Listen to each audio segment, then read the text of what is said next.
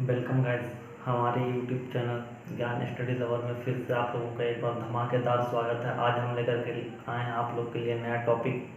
Code दीजिए और शुभकामनाएं। हम लोग बारी बारी से इसे समझेंगे, इसे जानेंगे, इसका स्थान कहाँ था, किस स्थान पर खोज हुआ था, किसने खोज किया था। तो आइए हम पहले इसको मैप के जरिए हम लोग समझते हैं।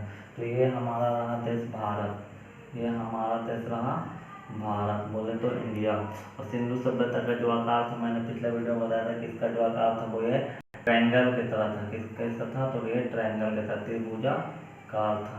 इस क्षेत्र में ये सिंधु सभ्यता विकसित था।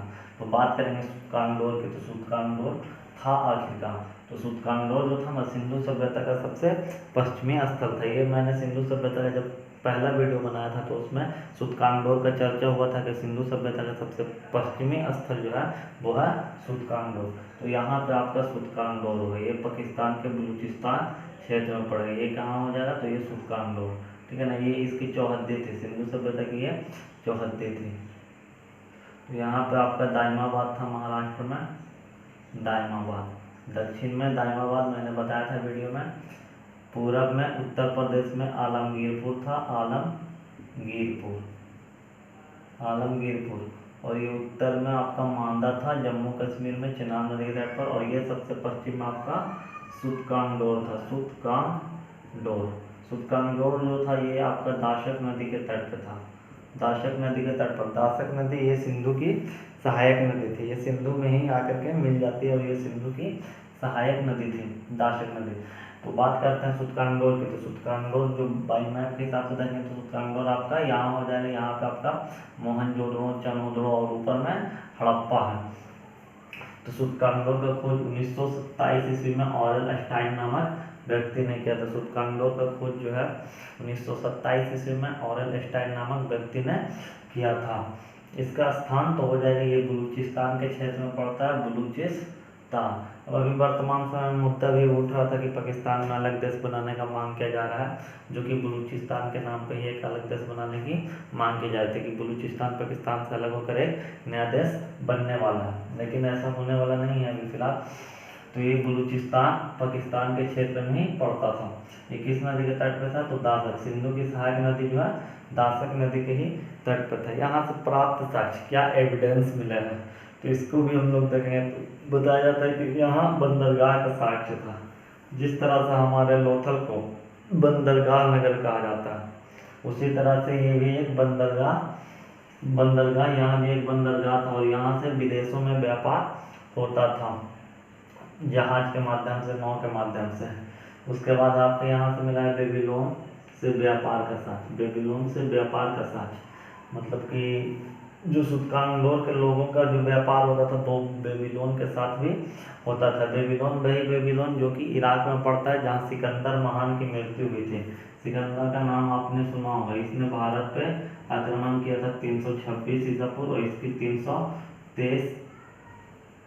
323 ईसा पूर्व में इसकी मृत्यु बेबीलोन में हुई थी। मृत्यु हो गई थी बेबीलोन में ही सिकंदर महान की मृत्यु थी। ये वही बेबीलोन है जो कि इराक में पड़ता है। उसके बाद है मानव अस्थि का राख। यहाँ से जो मानव के अस्थि का राख मिला है ना, वो बर्तन में भरे हुए थे, उसका भी प्रमाण मिला। तो ये आप लोगों को समझ में आ गया होगा। चलिए एक बार हम फिर से रिपीट कर लेते हैं। सूतकांगडोर का खोज 1927 ईस्वी में ऑरेल स्टाइन ने किया था। ये कहाँ है? तो ये बलूचिस्तान पाकिस्तान में है और इस दाशक नदी के तट पर है। तो ये बलूचिस्तान जो है सिंधु सभ्यता का सबसे पश्चिमी स्थल है। ये यहाँ भी एक बंदरगाह था, जिस तरह से लोथल में बंदरगाह था, यहाँ भी बंदरगाह था। और यहाँ से विदेशों में व्यापार होता था, बेबीलोन में व्यापार होता था, इराक में व्यापार होता था, मेसोपोटामिया में व्यापार होता था। मानव अस्थि राख से भरे बर्तन का भी यहाँ से प्रमाण मिला है। अगला देखेंगे कोडदीजी। तो कोडदीजी आखिर था कहाँ? तो कोडदीजी बताया जाता है कि ये सिंध क्षेत्र में था, जो खैरपुर पाकिस्तान का जो एक जगह है जिसका नाम है खैरपुर, वो खैरपुर पाकिस्तान के सिंध प्रांत में स्थित था। और इसका खोज 1953 ईस्वी में फजल अहमद खान ने किया था। इसका खोज 1953 ईस्वी में फजल अहमद खान ने किया था। तो आइए देखते हैं इसको।